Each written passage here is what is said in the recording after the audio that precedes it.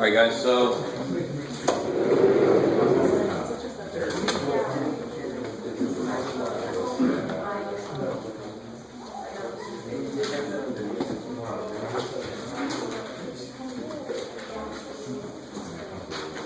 yeah. Number 10, 10, 3. Number 10 and 10, 3? No, number 50. Number 50 and 10, 3.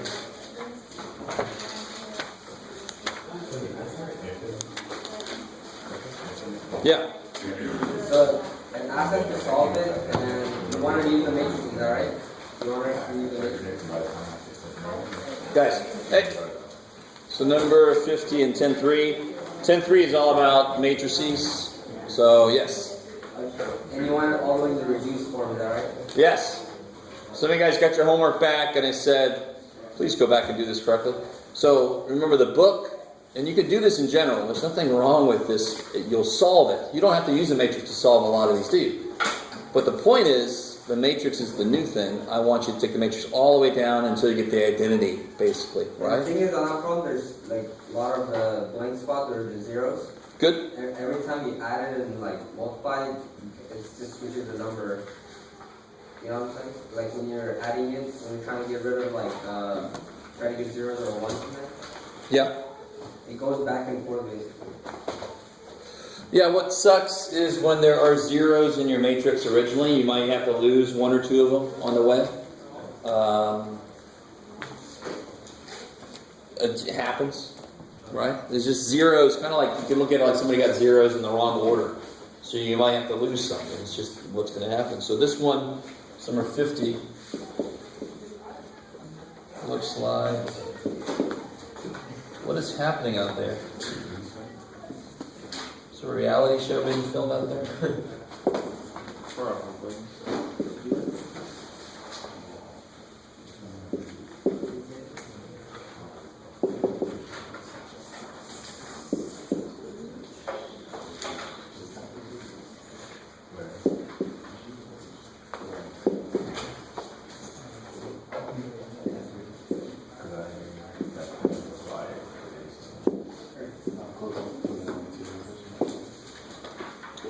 Cool. So yeah, it kind of sucks. We have zeros here, here, here, here. One way to kind of look at this to be safest is which column has the most zeros in it? Yeah, the second column has the most zeros. So maybe I want to go ahead and between these two, get a 1. I mean, I can kind of do that. That sort of can preserve my zeros, because if I get one more zero here, then this column is good to go. It's not going to screw up. I'm not going to lose either of these zeros. Or you just forget about all that. I do. You can forget about all that and just kind of start from the beginning and just be okay with losing zeros on the way, right? Because it's going to happen.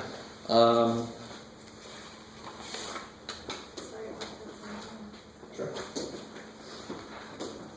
Is that cool? Do you guys understand? I mean, yeah.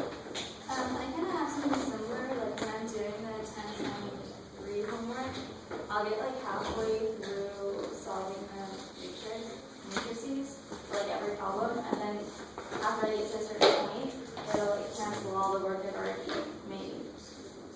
All right. So what you want to do is, if you start off with zeros in place, what I'm about to tell you will lose zeros, but it will always take the same amount of work just about to get there. So when students start doing that, that means they didn't do it in a very systematic manner. So you want to first make this column like that. Start with the first column. Once this column is like that, there's no way in hell you're going to lose zeros unless you put the answer in the wrong place. So for example, if I had, let's just make this easy. Something like this here, 7, 1, 2 each. And I wanted to kill this 1. Well, if I add these two and put the answer here, I'm going to lose my 0, right? But so in reality, what you want to use this to kill that and that, because this 0 won't screw with the 1, and the 0 won't screw with the 0. Do you understand? So if you work through this way, if you make this look like this first, and then you make this look like, get out of there, look like this, right? Because then, when you, as long as you're putting the stuff in the right place, so now I can make a 1 here, right? And I can use that one to kill these, and what's beautiful about it is these zeros won't screw with the zeros or the ones. So if you do that in a very systematic way, there is no way in hell you could lose zeros, right? Does that make sense? Yeah. And normally what happens is people are trying to do it at a different order. Yeah. I tried to do it in that order, but when I do it, I don't lose the zeros, but the ones will change. Which I just keep going. I don't care about ones. Ones are nice. Ones are nice, but they're not necessary. Right? Ones are nice, but you don't need them. Zeros you need. If you lose a zero, you've lost work. If a 1 changes, you shouldn't care too much. Right? Ones are nice, they're not necessary. So, I mean, for example, if I didn't have any 1s in this, so now I want to make that look like this, what could I do? 2 times row. Yeah, I could divide by 5, totally. How many of you guys want to do that? Because then you'll have fractions come in, and fractions, even though we should be able to handle them, I wouldn't do it either. I'm not going to make fractions if I don't need to, because I don't care how good at math I am. I've opened the door for an easy place to make mistakes. I don't care how good you are, right? Same with negatives, right? Negatives will screw anybody up. I don't care how high up in math you've ever gone in your life. A negative will find a way to screw you over. Yeah. Row 1 minus 2 times row 3, and the answer in row 1? Or Yeah, sure. I mean, you could kill this 4 with this 2. So let me make that a 7. Well, I had a 2 up there for a reason, but now let's see if we can still do this. So let me, if this was a 6, right? This is what you hope for. And if not, then you just have to bite the bullet. But the nice thing is I could do row 3 minus row 2. And put the answer in row 2, because then there'll be a 1 here. And then that 1 can kill the 4 and the 6. No problem. Now, even if this was a 7, you actually could still... Yes? Could you take row 3 minus row 2, and then that would be a 2 now, yeah? Yeah, so you could do row 3 minus row 2. And no, I'm not doing all the work, right? If I had a 7 here, if I did row 3 minus row 2, that would be a 2 here now with other shit there, right? And now I could do row 2 minus twice row 3 and get a 1.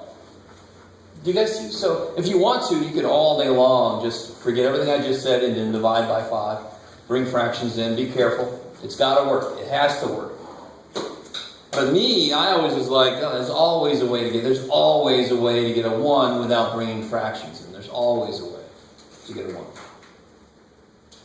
So what you guys are doing right now are realizing, okay, I got the idea of what a matrix is. I got the idea of how to do this. Now I'm going to apply my own shit to it. I'm going to take it and go, I want this to happen. Let me make that happen.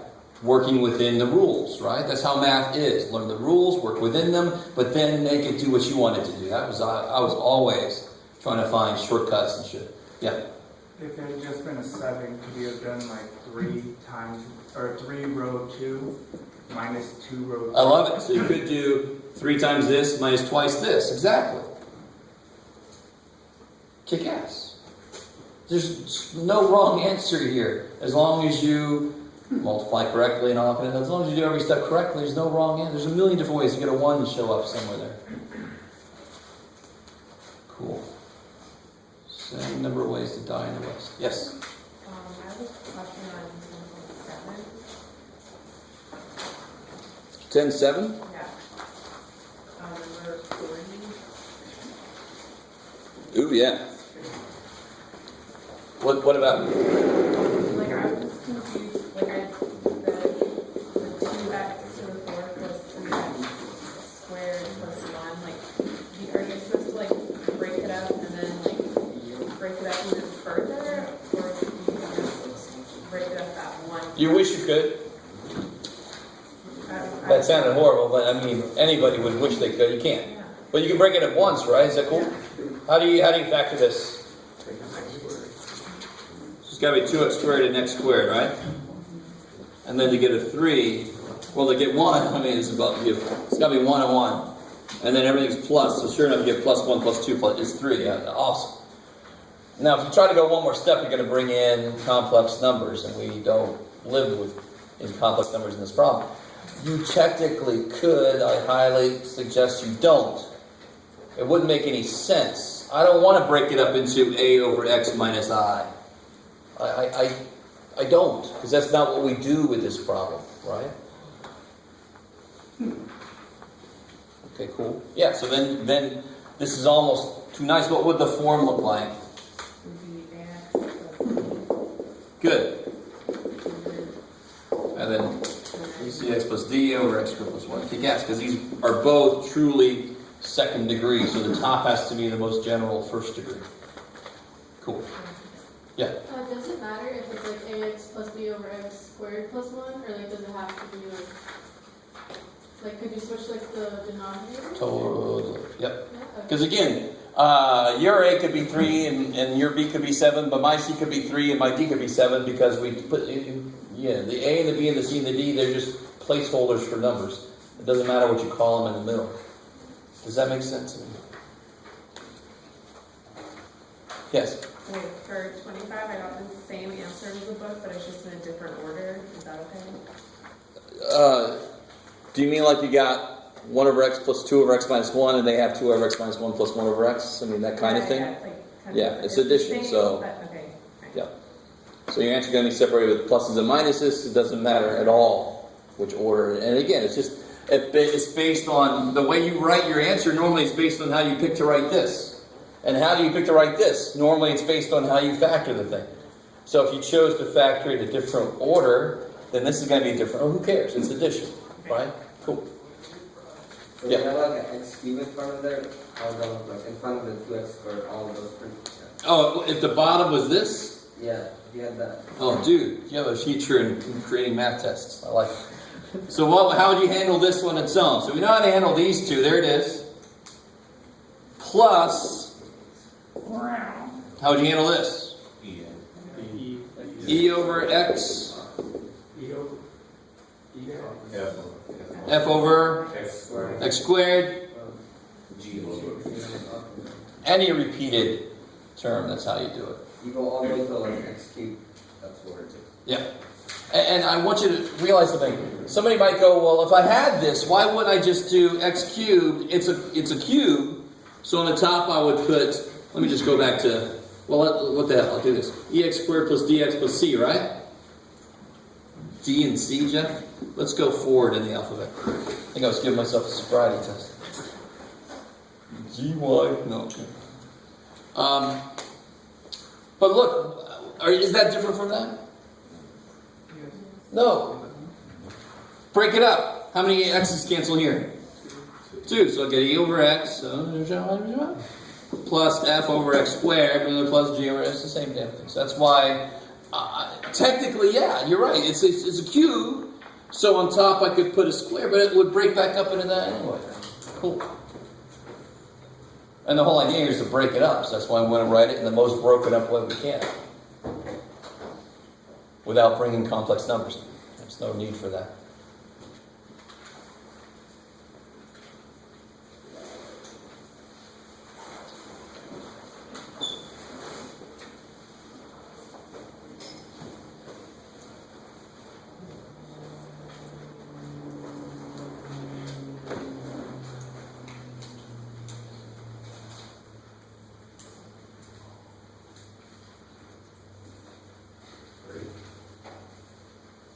I'm enjoying the awkward silence.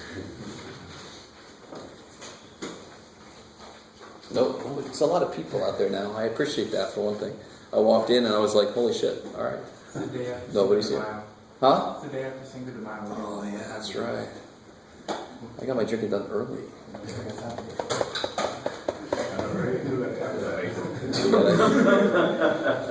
Believe me, I have taught early morning classes after late night, and that's not good. So I've learned my lesson. As a student, it's a little easier for you. You just got to come in and sit down and just barely keep your eyes open. You're okay. Especially with me, I have had teachers throw stuff at people like, wake up! Me, I'm like, if that's what you want to spend your money for. Sleep at an uncomfortable desk. Go for it. Have fun. Anyway, sorry. So, anything else? Are we ready for tomorrow's test? Is that what we're saying?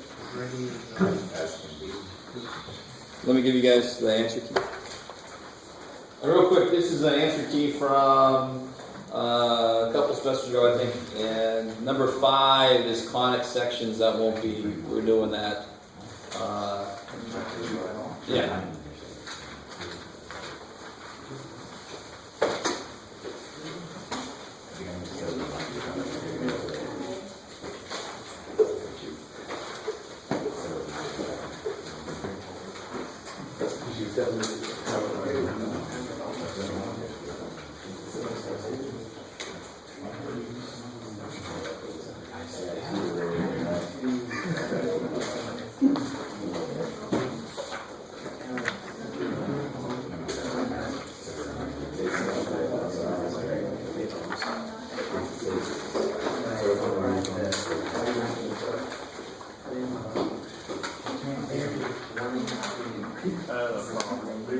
That is very specific.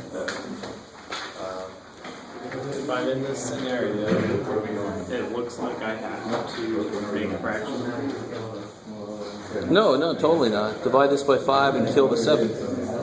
Right, I did that, and then, but I need to get rid of the one up here. No, what's awesome is once you kill this, then you can divide. Then you'll have. Oh, then I'll be able to divide. Yeah, exactly. That makes sense. So I mean, the more comfortable you get, the more you can do things out of order a little bit when they make sense.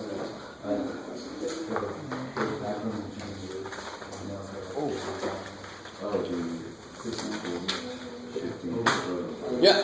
On number 5, no, on number 7 on the practice, is there a way to you can use the identity to try to get the parameter? Or you can't on that one? On number 7? Yeah, is there a way to, because I think you did the inverse, is that right? In the practice one? You can practice the problem, whatever coefficient? So let's see. Yeah, you have to use an identity first because they're both referring to 2 different angles. One's referring to 2t, one's referring to t. Okay. But the next step is what's interesting. Yeah, I like number 7, eliminating the parameter because it brings back a few old things. Because, for example, I know that y is 4 sine t, right? On number 7.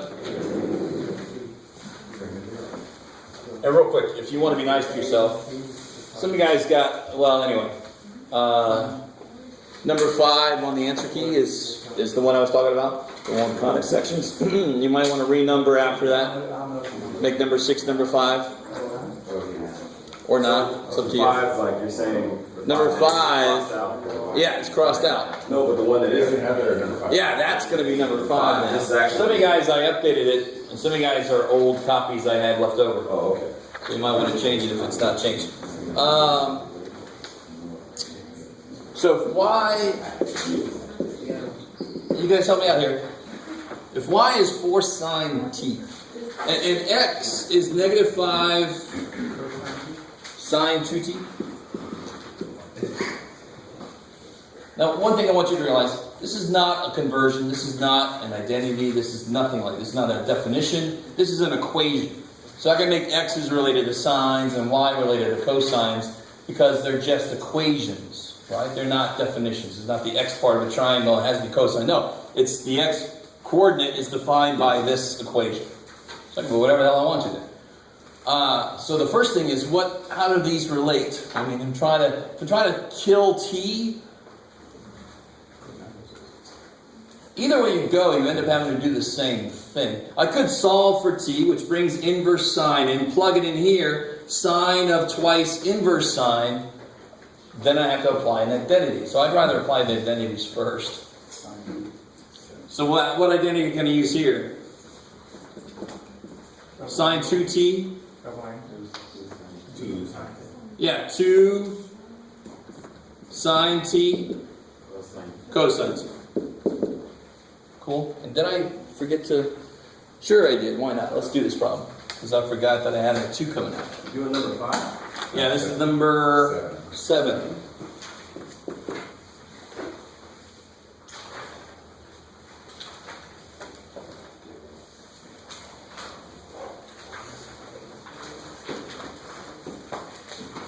Alright. Past me decided to make a mistake here. There's a 5 on the answer key, so this is the right answer. You ready? So now that I've got what I'm working with, I've got this that I'm given, I've got this that I created just now with an identity. Sine t is y over 4. That kicks ass, because then I can replace sine t with y over 4.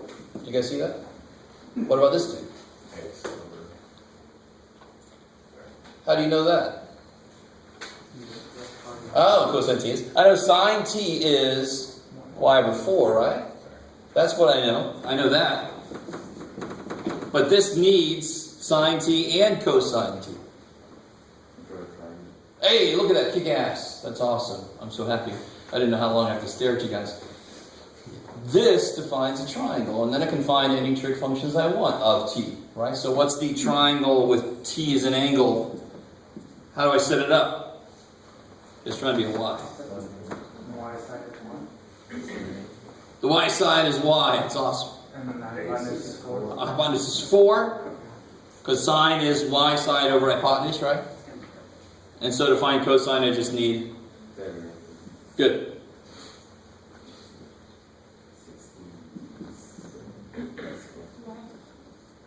Kick ass, right? Alright, maybe. So then I've got cosine t is equal to what? Square root of 16 y squared over 4. And to be honest, in general, I do actually need a plus or minus there. Because for that kind of problem, normally I do by quadrant, but here I'm not in any specific quadrant, so it could be positive or negative. So let's piece this back together now. Right? We're trying to find out purely rectangular coordinate system equation. Right now I've got parametric equations. But using this bad boy here, I can just fill in what I know. X equals negative 10 times what's sine of t? Y over 4. And what's cosine of t? Square root. Yeah, plus or minus square root 16 minus y squared over 4.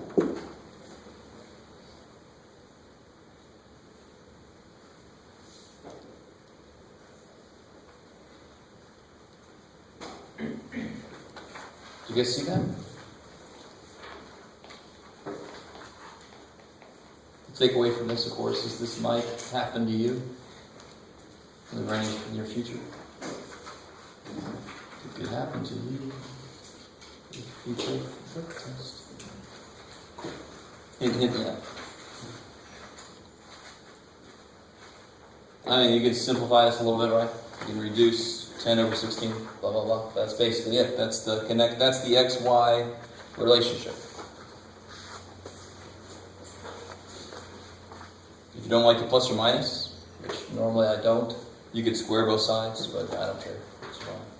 Right? It's what you do with the r theta stuff, right? You square it so you don't have to bring in plus or minus square root of x squared plus y squared.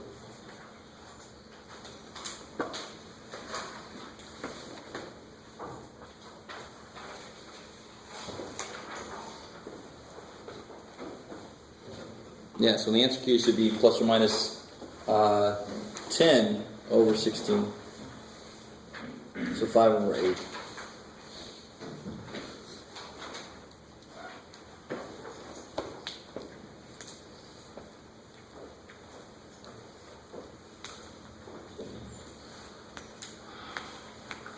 Okay.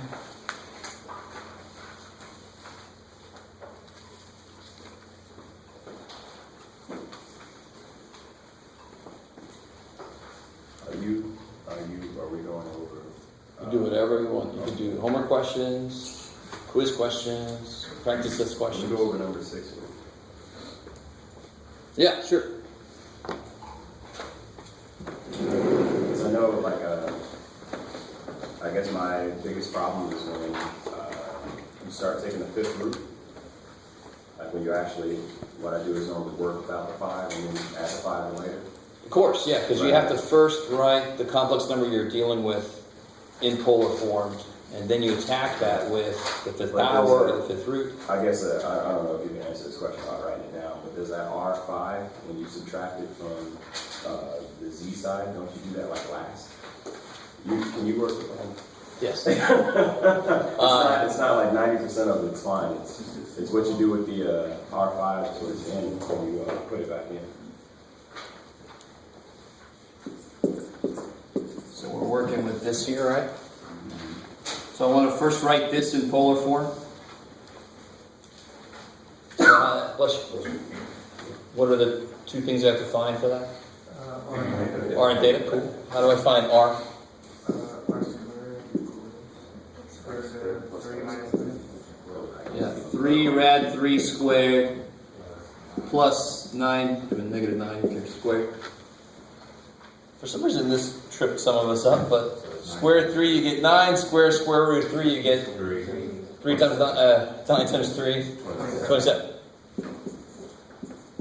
Plus 81. So you get the square root of 108. Cool. And then it says take that to the fifth power. Right? Could you Oh yeah. reduce the red? Yeah, what happens here?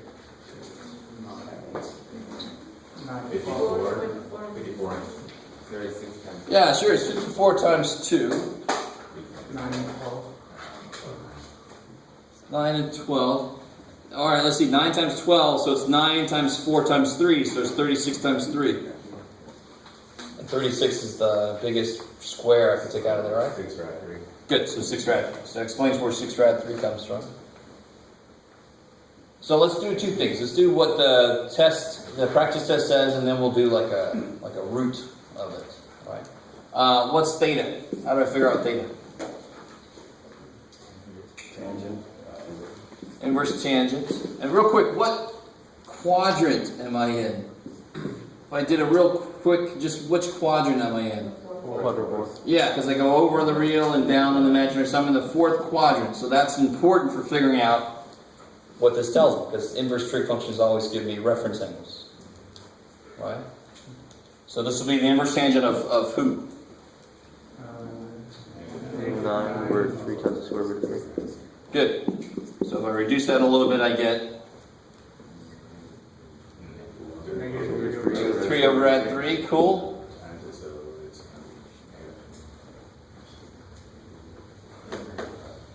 So I don't know how you guys have this memorized, but I think at one point I told you tangent goes like sine. What can tangent be? It could be rad 3, 1, or rad 3 over 3. Right? So if I keep going, if I rationalize this, and actually, let me see if you guys get this. 3 divided by rad 3 is rad 3, because rad 3 times rad 3 is 3. But if you rationalize this, you'll get there eventually. You get a 3 down here that cancels that 3, so you're left with the rad 3. Alright, cool. So, tangent is biggest when sine is biggest. So tangent, this is the biggest it could be, in a way, right? You can go to infinity, but it's the biggest of the ones that I care about. Negative pi over 6. Where's sine biggest? Negative pi over 3. Pi over 3. Cool. Right. So this will be negative pi over 3, which is nice because it's in the fourth quadrant. All right, let me let you soak that up for a minute. So I don't want to see decimals for an answer. I don't want to see you just leave this as the answer. That is an angle that you should be able to figure out. Could you put it like 7 times 3 or... Oh, sure, yeah, of course. Anything that's equivalent to this is fine, right? And again, 80 rotations from that is fine too, technically, but don't do that. But yeah, that or 7 pi over 3, they're both in fourth quadrant. They both have the same reference angle. Kick ass. 5 pi over 5 pi over 3, I'm sorry. I wasn't even thinking. Just going with what you said. All right. So what does this thing look like in polar form now?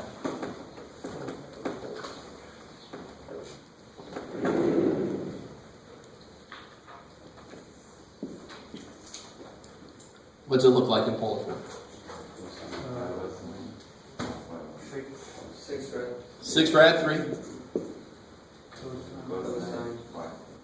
Cosine. Cosine. Negative pi over 3. Sure, negative pi over 3. Plus I sine negative pi. And real quick, you guys should be decent with this kind of thing. I can simplify this a little bit. What's a cosine do with a negative inside? Positive. Just eats it up. Well, what happens to cosine do? Negative. Becomes negative.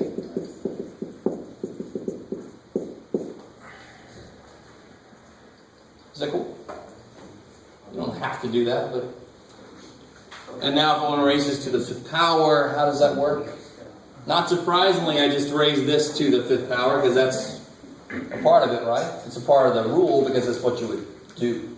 You raise this to the 5th power.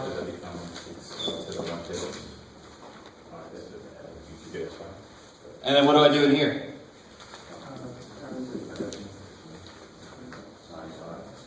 Yeah, so then it becomes this, which is neato. Right, because of cosine of n theta. And when you do a root, it's basically theta over n. You're doing the opposite, but then you add that 2 pi k in just to pick up all the possible answers, right? Let me stop there for a second. Is that cool? So the rule we're using is r cosine theta plus I sine theta to the nth power is r to the nth cosine n theta plus I sine n theta. That's the rule we just used. Okay, cool. And then I think I just throw this in the calculator because it's not going to come out to anything pretty. And I give you decimals. That's all I would need. So I'd want to see this, and then the next step you can just decimalize it. That's fine. That's what I was asking. If your 5 pi over 3, what you put down as pi over 3, what you would do if you would already put it down as 5 pi over 3. Oh, if there was, if you put a 5 pi over 3 in there, right. Because then you multiply by 5, this would have been 25 pi over 3, but subtract some rotations now, right? Yeah. Yeah. From the, So 24 pi over 3 would be 4 rotations, so this would become pi over 3. Now some of you guys might then say, I don't know if you guys are still, some of you guys would then say, well, if you put a pi over 3 in there, it won't be the same, but I would never have made that plus become a minus, right? What's the only difference? Pi over 3 and 5 pi over 3. Does cosine change? At pi over 3, 5 pi over 3. No, it's the same. What's the only thing that changes? So I really want you to see, depending on the method you use, we change this sign directly. Right? If you would have started with this, the sign would have changed because I have to have it come out positive. What's sine of 5 pi over 3? you want us to. Yeah, what is, no, don't reach for your calculator. What's sine of 5 pi over 3? Good, negative square root of 3 over 2 times negative. It's positive square root of 3 2. Now, if I would have started with this, I would never have changed the sign, and this would have been I sine of pi over 3. 25 pi over 3, which becomes pi over 3 when I subtract all the rotations off. And that still is positive square root of 3 over 2, right? Alright, good. So this way I changed the sign because it would become minus once I did this. If I would have done this way, I would never have changed the sign, which is fine because this is positive. It doesn't have to happen. So it self-corrects. It's nice. If you don't understand what the hell I just said, as long as you do it one way or the other, they both agree. They will both have to agree. Which is good. Because you don't want to have to go, which path will get me to the right answer? They both will. Thank God. Because 5 pi over 3 is negative sign and plus, that means I give you positive, right? Exactly. And if I did the other way, I would have never changed the sign. It would have stayed plus, which is fine. Because it's going to be plus at the end for both ways. There we go. Cool. There's the connection. Now, what's the rule for finding a root of a complex number in polar form? Which is a phrase that would make no sense anywhere else. So if I have this and I'm taking the nth root of it, Yeah, R is always nice. R, you just do it. But what happens inside? Cosine theta plus 2 over. Now this part makes total sense. I'm doing the opposite of what's doing here, so the rule, this multiplies by n, so the opposite should divide by n. That makes total sense. This is because now I've made room for other answers to show up. That's why I have to put that in there, right? Plus I sine, same crap, right? And what's k do? K goes from 0 up to n minus 1. I love that at 2 pi. It's a good chance 2 pi's the answer. We're talking about trig stuff. That's right. But that's a good thing to remember, so it tells you when the hell to stop. When you're trying to write all the answers, right? Okay, so we have there. This is the original thing in polar form, right? So if I wanted to know what's let me see, what was the original thing? Where'd you go? Here we go. If I want to know what 3 rad 3 minus 9i, if I wanted to figure out the what, Jeff? I don't know, man. 4th root. Just to be different. How could I figure that out? So here's the thing. Let me put it back over here. So it'll be 6 rad 3 cosine pi over 3 minus I sine pi over 3. And I want it to the 1/4 power, the 4th root. So how's that work? 6 rad 3 to the 1/4. That's yummy. Cosine pi over 3 or negative pi over 3. Pi over 3 plus 2 pi k over Over 4. 4, kick ass, minus I sine of the same thing.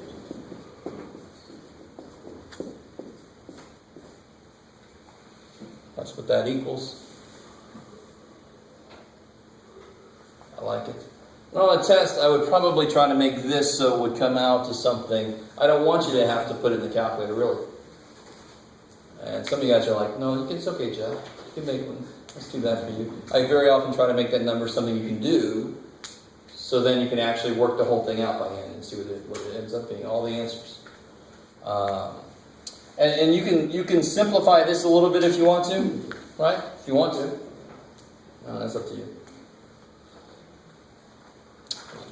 At least I would do this is like pi over 12 plus pi k over 2, right? That gets interesting.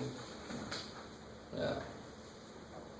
So this is one you have to put in the calculator. I mean, for k equals 0, you're doing cosine of pi over 12. I'm not going to layer that with, now use the half angle formula. I'm not going to do that to you. That would be a little mean. Yes? And k would just go from 0 to 3. Yeah, in this case, k goes from 0 to 3. Okay. There should be 4 4th roots. Because if the question of what's the 4th roots comes from this equation, right? So how many answers should there be to this equation? 4. And that's where this idea of k going from 0 to n minus 1 comes from. There's got to be that many answers. That makes sense.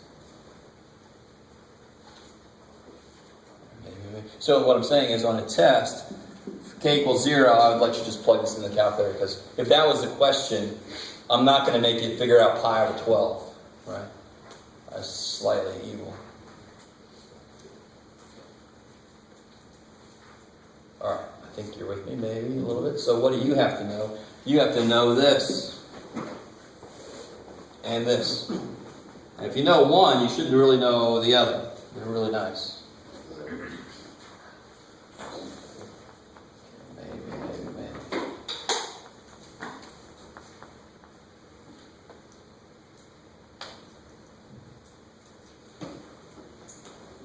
Can we do B, number 4? If no one else has it. Okay. So we got this here.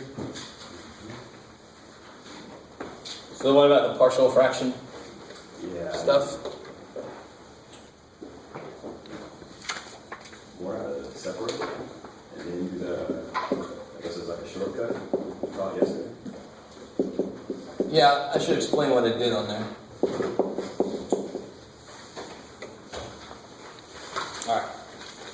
So I'll show you fully what I did on the practice test.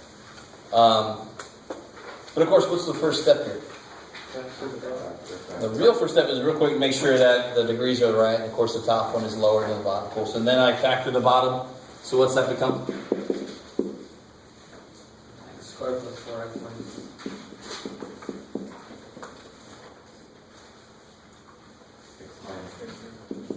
Alright, you group that right. So I skipped a few steps, but you can group that bad boy. Cool. And what's the form of the answer? Good. Ax plus b. X squared plus 4. C over x minus 2. Kick ass. What's up? I will. You don't do anything with the 6 yet. The 6? She's going to ask what you do with the 6, but you don't do anything with it yet. I don't know. So what do you think about that? It's alright. You're in a safe place. What's up? No,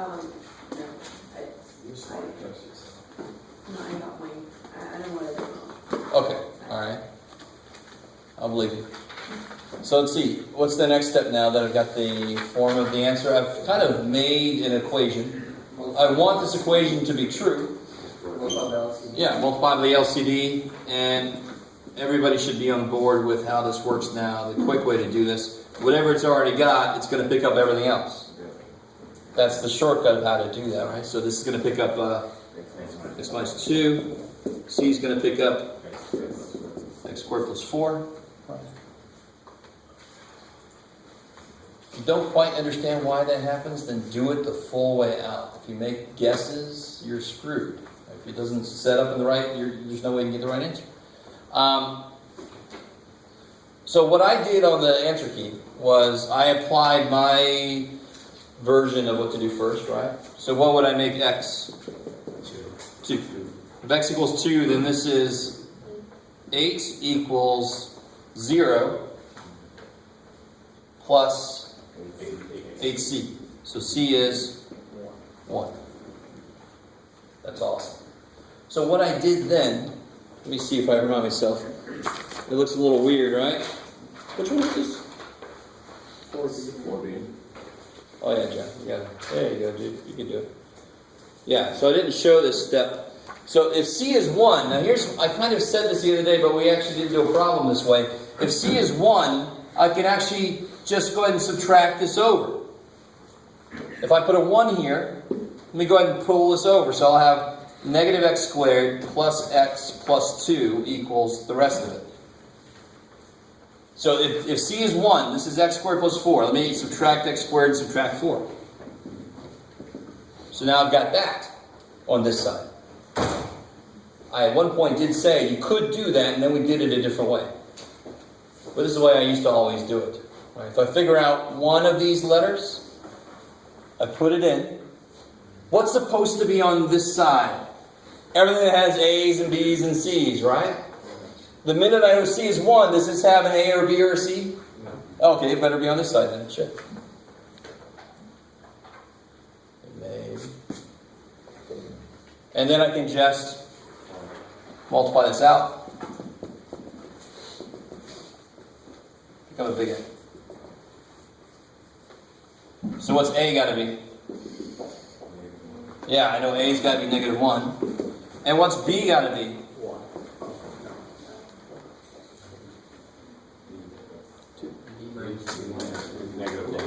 Alright, so if you want to go there, if you look at this, B minus 2A has to be what? 1. Alright, now let's do it smarter than that. What is negative 2B has to be what? 2. So what's B got to be? Negative 1. Now let's check real quick. I can check this. Is that true for what I just figured out? Is negative 1 minus twice negative 1, 1? Yes, negative 1 minus twice negative 1 is negative 1 plus 2 is 1. So that checks. But why wouldn't I use this to do it? Because there's more work involved. Shit, I'm just going to go right to where there's less work involved. Right? Let me let you soak that in for a minute. Now, do you have to do it this way? No, I'm trying to explain to you what I did on the answer key. But you could do like we did. You could leave the C in there, write all this out, and then later put 1 in for C. That's what we did the other day. Nothing wrong with that. The math is going to be the same.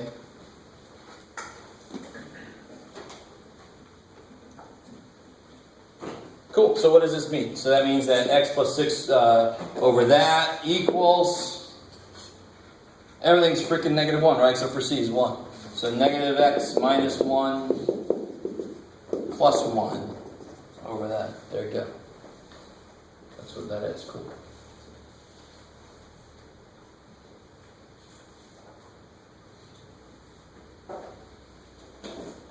All right.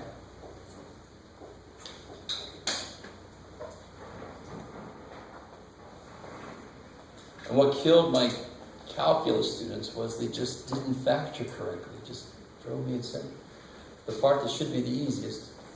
If you mess the factoring up, you're completely screwed. There's no hope. Right? If you get these wrong, then everything's going to be wrong. There's no chance in hell. Or they didn't factor far enough. There's an x squared minus 1, and they just left it. X squared minus 1. Come on, people. Yeah, I'm ripping on you again. Totally. Learn from them. Okay.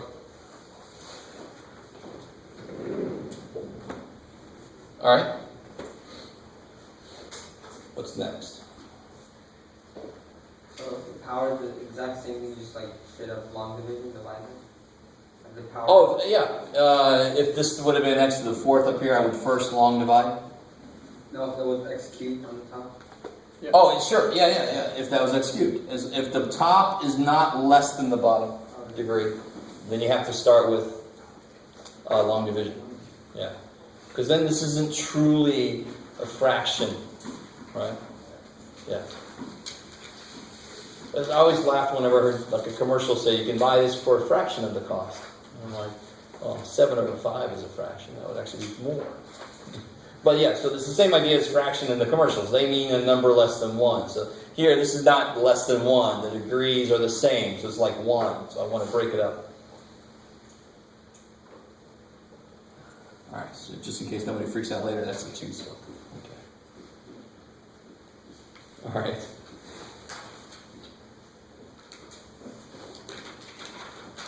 How you doing with parametric stuff? Is it going alright? Parametric stuff is going okay? Alright. What's up? I guess it's just how you showed it. Oh, for I'm looking at your answer on 8, and I don't know. I wouldn't have. There's a strong chance I probably would have selected blank. So no, I'm not. So number 8, you have to go long enough to make sure that you capture everything that's going on, right? Right. Now, I have a little bit of advantage because I kind of know how a lot of these are supposed to look. And the better you know what the shape's supposed to be, the less points you got to get. So I just did a few representative points. If it's a trig function, I'm obviously going to use pi over 6, pi over 3, pi over 4, those kind of things, right? To be honest, you don't have to only use those. Right? Because you're going to make decimals out of them because you got to plot in my hand anyway, so it doesn't matter. What else can I tell you? I don't know. So, I mean, in reality, you might have to go all the way from 0 to 2 pi. It's not impossible that that's going to happen. If you can't see the pattern of what's going to happen. Right? I was talking about 8. Are you talking about? Oh! Last one. Yeah, you're... I'm looking at the old answers. Okay. Oh yeah. How many real answers, how many answers are there to number 8? How many answers are there? There's two I request from you. How many do you have to choose from and give me 2? Infinite numbers. Anything you can imagine. You make, now obviously which one am I going to define first? not the x. Why? Because then, once I know y, I already kind of know x in terms, right? Does that make sense? So I got to define y first. If I find y to be t, x is t squared minus 3t. That's the trivial, you can always do that. Call one of your letters t, and then build the other one off of that. Is that cool? I gotta be careful. You can't always do that, believe it or not.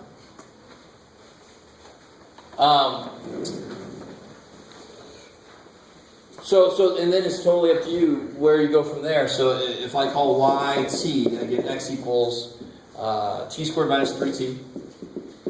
If I call y e to the t, I get x equals e to the t squared, which is this. You multiply powers, right?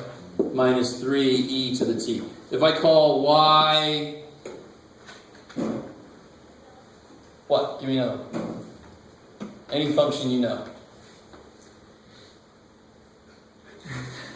Too many options. No, wait. ln of t. Then x would be ln of t squared minus 3 times ln of t. If y is secant t, x would be secant squared t minus 3 secant t. Right? It's almost, you almost can't go wrong. Now again, every single time I choose a different base function, what are the consequences? For example, here, what outputs can I not get for y? Well, let me be less evil. I can get all the outputs for y, because natural log goes forever. What inputs can I not use for t? Yeah, I can't. I have to start right above 0. It's got to be 0 with a parenthesis on it, right? Because the domain of ln is 0 to infinity, not including 0. For secant, it really gets kind of freaky. That gets freaky in a few different ways. Because secant freaks out. Where does secant freak out? Secant is 1 over what? Cosine. S goes to C, C goes to S. So it's going to freak out wherever cosine is 0, so like got all the pi over 2 kind of stuff, right? So it's got problems with its outputs, with its inputs, but it also has trouble with the outputs because what's the smallest secant b can be? Well, let's just stick with positive. Cosine goes from -1 to 1. What's secant do? Doesn't secant sit on top of that? So doesn't secant start at 1 and go up? So you can't get any outputs in the middle. So your consequences are you might not get your entire graph. So my original function is y equals x squared minus 3x. And we know what that looks like, right? That's a parabola like that. This is 3 and this is 0. Depending on my choices, I might just get that much, or I might just get that much, or I could get some really freaky shit like I only get that much. It depends on the domain and range of the function I choose. On the pretest, did you say graphing or we're gonna? Number 8? Yeah. Nope, It's just not. I didn't. Yeah, number 7, I wanted you to graph that one. Yeah, number 8. Number 8 would be kind of boring. Yeah. Yeah. On the test, you're not going to be like, give 2 equations that must have like the whole graph, right? Or is it just going to be like, give 2 like equations? I'll give 2. Okay. I might ask for extra credit. How do your choices affect The graph. the graph? Yeah. Of course, you just choose really nice things. The funny thing is, I mean, you can say y equals t cubed. That could be your second choice. So x equals t to the 6 minus 3t cubed. And then there's actually no problems at all, right? Because t cubed has infinite domain and range, so forth. Cool. So there are safe things to pick. I like that idea, though. I won't use it this time. This is already I got to spring that on an unsuspecting class. You guys know that already, so it's too bad. I'm not going to do it to you.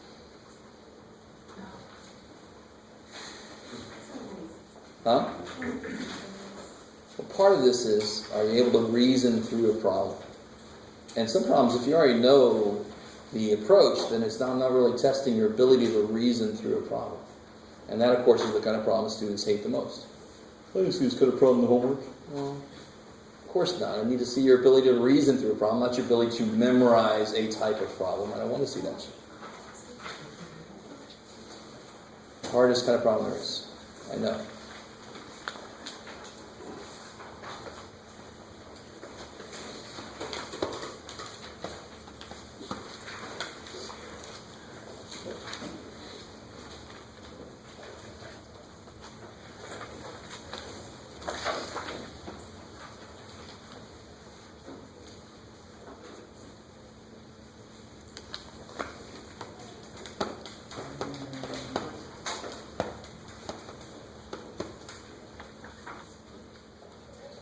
On 1A, you just substituted negative minus x plus 3 for that y, and just found x.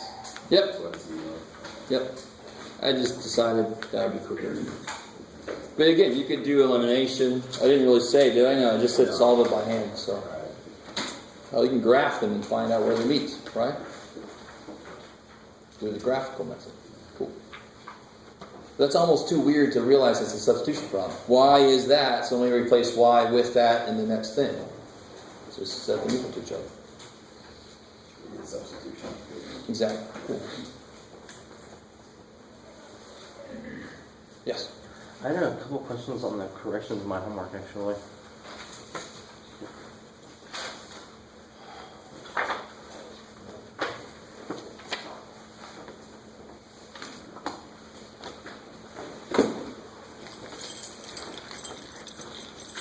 So, for 33B, or for 33A, it actually says that it was miles over here. So, I mean, did I get it wrong? Or No. You're fine. Yeah. I thought this was your answer, but then I noticed it's down there. So just keep boxing your answers off so I can find them. Oh, Yep. okay. And then for, let's see, which one is it? Yeah, for number 48, or 64, not 48. What did I write? 48. Yeah, for number 64, it actually has it as -3 minus 3 times. Oh. Yeah. Okay, that's. And that what it changed everything, yeah. was. Okay. Cool. Because I did number 48 instead. Alright. On 4A, Yeah. I see cross multiply your 3 and your 5, so you made that your A and your B, right? Kind of just draw them off over to the right. Your A over x minus 5. Yeah. B over x, you just cross multiply there. Sure, yeah. AX and BX, I got those together. Minus 5B and 3A, I brought those together. What did you do with your A plus B times x? Like it just kind of, Well, it seems like it goes. watch out, you ready? Yeah. On one side, A plus B is in front of X. Right. On the other side, what's in front of X? 3x plus No. What's in front of X? 3. So A plus B must equal 3. That's the equation on the right. That's equating coefficients, right? The coefficient of X on one side has to equal the coefficient of X on the other side.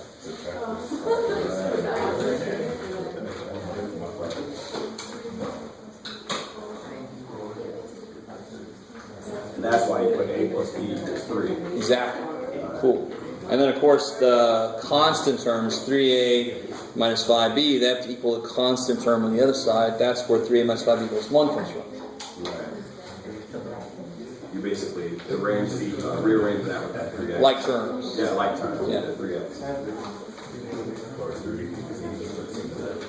It's actually not as hard. It feels like it's easier to absorb than the previous exam. And this is a little more concrete, in a way. Definitely more concrete than trig identities. Yeah. Right? I would say so. This has got a lot more definitive way to go.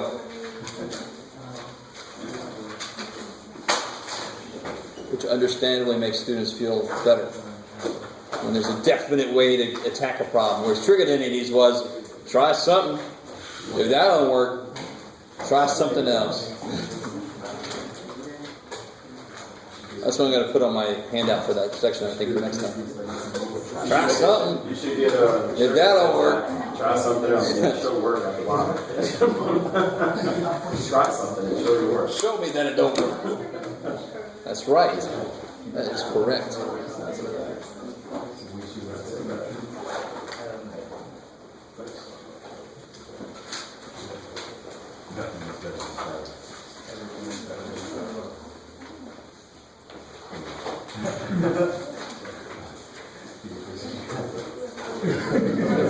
Homework last week from 10-7, and I don't know what I did on number 40, but I ended up with like x cubed on one side, and then there wasn't like x cubed on the other side. So like, should I just like make it 0 or? Totally. Yeah? Yeah. That could happen, yeah. It's fine, because then the coefficient of x cubed on that side is 0. Okay. What sucks is when you have like x equals ax cubed. You know, that's kind of weird. Normally what that means, now it'd still be like a equals 0, but what that normally means is you forgot to divide, long divide or something first. Right? Doing that process is what makes it kind of even out. But that problem, there's no long division. It's bottom heavy. So you'll just make that coefficient 0. Yeah.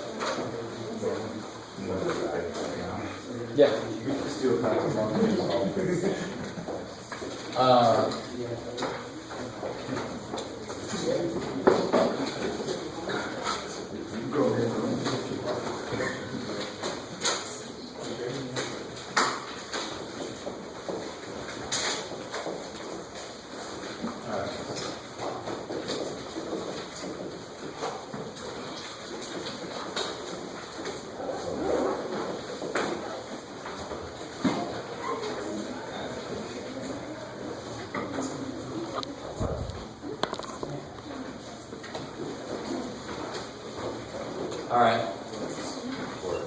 I always feel bad for people that come from certain European countries and so forth that they do division completely different than the way we do division. So then long division is like an extra. Holy shit. So how does it start off? 4x. Yeah, it means a 4x. 4x. Negative 4x. The 4x cubed minus 4x squared Plus plus 8x, and then you change the signs. That cancels. negative Negative 3x squared. negative Negative 2. 2x plus 5. 3. 3. Negative 3. And see, that's interesting because I did have people doing this because they're trying to think ahead that they're going to switch signs. No. X squared goes into that negative 3 times. And then you're going to switch the signs in a minute. So don't try to think too far ahead. So yeah, negative 3x squared plus 3x minus 6. And then you change the signs. Cancel. Negative 5x plus 11. Yeah. Oh, you're not freaking out. Over. So then this, yeah, is in the bottom factors. What's the bottom factor? I'm going to say yes. X minus 2x plus 4. So then you can break this up. So then your answer to what this is would start with 4x minus 3, and then you do partial fractions to figure out what the rest of it is. Is that cool? That's how you use long division. I knew I'd use long division because the top higher power than the bottom. So I break off the chunks that are fine. Those are fine. I don't need to break those up. They're already broken up. And then I focus on the part that I need to break up. So you only do the partial fraction. Yeah, so I don't like to set this, I don't like to do that process. So there I am, to this. Cool. Because if you try to do that process to this, it would so desperately die. Because think about it, if I try to say this is a over x minus, what did it say it was? Plus 1 plus b over x minus 2. There's no way in hell it's going to work, is it? Because we know the answer involves this plus fractional pieces. Does this have that in it? No, there's no way in hell it's going to work, right? That's why the process requires the top to be a lower degree than the bottom.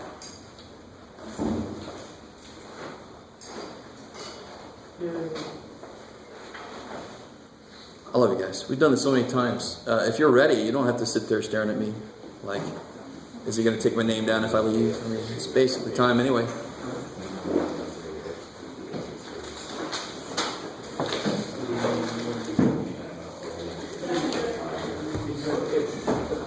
Do you have any more practice tests?